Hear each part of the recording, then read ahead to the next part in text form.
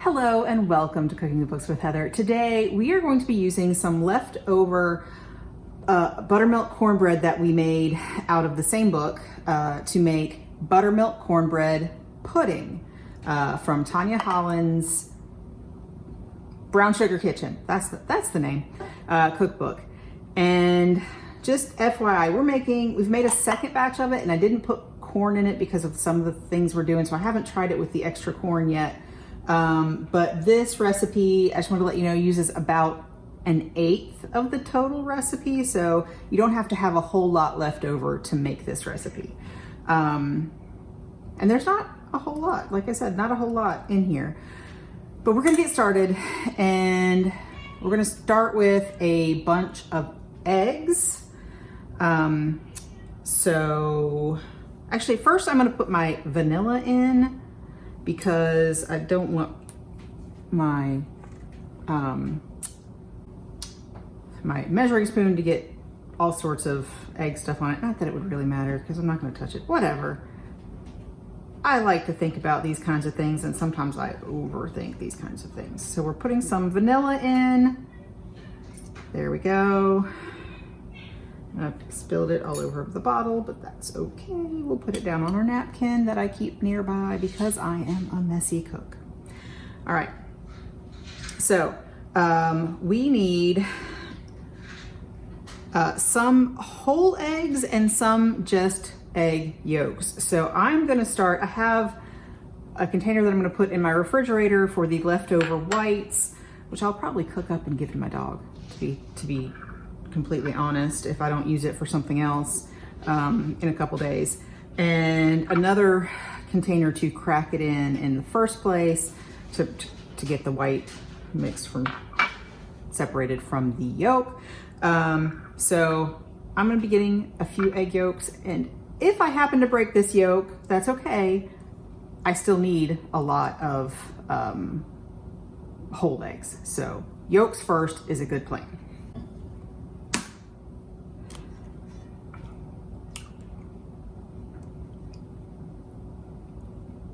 Go.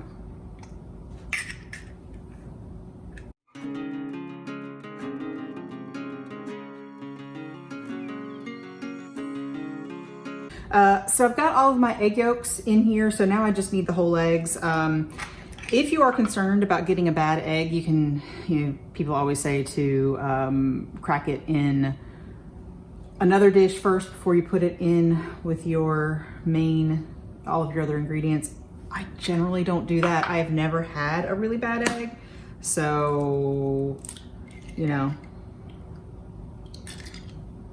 of course I'll get one. But we just bought these eggs yesterday, so I'm not anticipating any problems with that.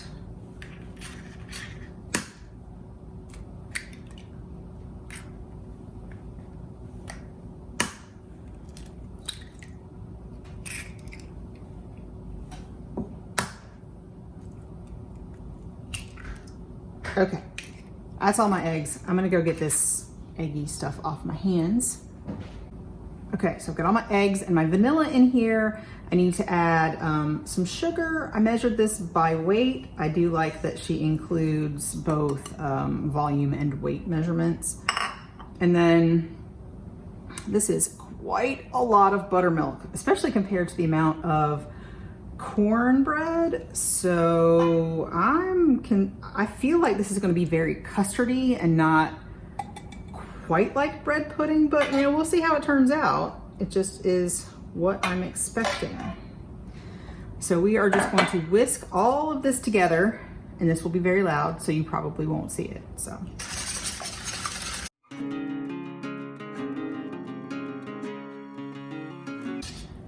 we have a pretty homogeneous mixture. I don't feel any sugar, don't hear any sugar on the bottom of the bowl, so I think we're all whisked. And now I'm gonna clean up just a little bit, and we're gonna finish this up. So all I have to do now is to gently stir in some crumbled cornbread. I also measured this by weight, just because it was easier. So coarsely crumbled, I just used my hands and crumbled it up. And these are dried currants. She says you can also use raisins. We're not great big fans of raisins, but I thought we would try the currants, and I bought them online because I couldn't find them at my local grocery store. And we're just gonna stir this in.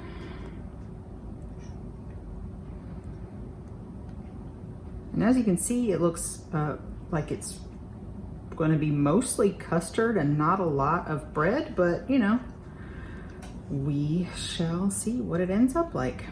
Now that that's all mixed in, we need to bake it. All right, so I'm gonna put this over here. So I have previously buttered this 8x8 baking dish, and she says we're going to put it inside a larger roasting pan. We're gonna fill this up with water, hot water, so this is gonna be a bain-marie. So you need a pan that will hold enough water for you to come up to about halfway up the side of your baking dish that's inside. So I found my best option here.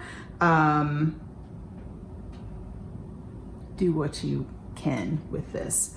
And we're going to pour this into our prepared baking dish.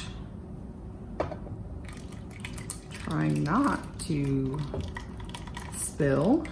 This, like I think I said, this is an 8x8. Those currants are going to want to sink to the bottom, but we'll see. We'll see what happens. They were at the bottom in my bowl. All right. Now we're going to cover our inner dish with aluminum foil.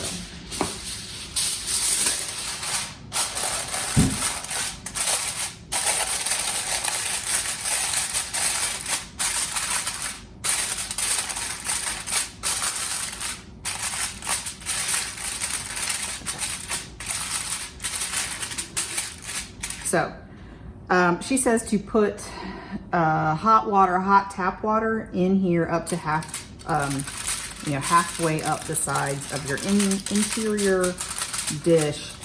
I am going to do that after I put it in the oven. So I'm going to get a large measuring cup and pour it when it's in the oven, because I know I am messy and I'm going to slosh water all over the place, especially if I take it from here to there. So my oven is preheated to 425 degrees. And once we get this in the oven, we're gonna bake it for 1 hour covered. Then we're gonna take the aluminum foil off and bake it for 15 more minutes. And we want the top to be golden brown. You can serve warm or at room temperature. So we'll be having this later. So she says to make ahead, so you can store this in the refrigerator and reheat covered in a 350 degree oven just until it's heated. So this is something you probably want to eat warm, not cold. I'll show you what it looks like when it's all done, but now I have to go deal with some hot water and this.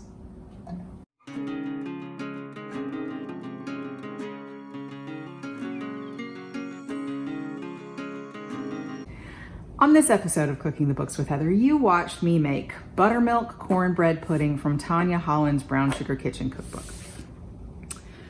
First off, I have to say, I pretty much failed this recipe. It tasted okay, but it had curdled. So what can happen with a custard, which is what this ended up being, very custardy, very eggy. If you cook it too high or if you cook it too long, it can split and it gets really watery, and then the top can get sort of chewier, sort of, it reminds me a little bit of a cheesecake. I think it's the egg proteins anyway. And that's what happened. And I'm sure you'll see it in the pictures. You'll see that there's sort of some juice in the bottom of my pan, even though I did cook it exactly to the directions. I baked it for an hour in a water bath at the correct temperature took the foil off and baked it for 15 more minutes. I did bake it for a little bit longer than that because the top of my pudding wasn't brown at all at the 15 minutes. So I may have overcooked it, or maybe it was at a little bit of, maybe it was too high temperature. Maybe my oven is a little bit high, I don't know. But I did follow the directions pretty well.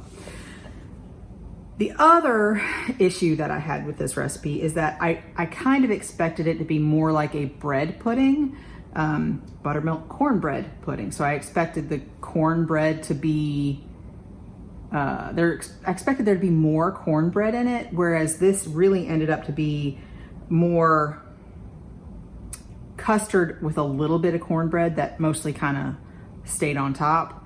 So it just didn't work for me. I would like to, we liked the flavor of it. We liked that it wasn't a super sweet dessert. I think the buttermilk in it gives it a little more of the tang, and there wasn't a lot of sugar honestly in it. So it was a very nice adult type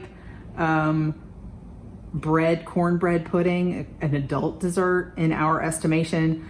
But I would definitely, if I was going to make this again, I would play with the ratios. I would probably add more of the cornbread to it. And I might even bake it in sort of individual ramekins at a lower temperature for a little bit longer time until, you know, it sets up, just to avoid it curdling and separating. Because it wasn't horrible, but it's not the best sort of texture in your mouth when that happens. So I failed, but it's not a super hard dish. It just kind of requires you to find a dish that fits inside of the other dish that you can do the water bath in. And a water bath is a little bit difficult to deal with if you've never done it. You just have to be very careful. Once you have a whole pan of hot water in your oven, that you either let it cool down or are very, very, very careful when you remove it from your oven, because you can splash that or slosh that hot water all over the place and, you know, hurt yourself, because your oven was at 425 degrees. Your water is pretty much at the boiling point. It just sort of keeps your, the stuff you're cooking it in at a lower temperature, at least where the water's touching. Anyway. Whatever. You have to be very careful with that big pan of water when you're done. That was the only point I wanted to make there. Anyway, so, but if you think you would enjoy it, I really wish you would make it, and let me know how it goes for you in the comments down below. And if you enjoyed watching me make this, please give me a thumbs up, hit the subscribe button, and come back and watch me make something else next week.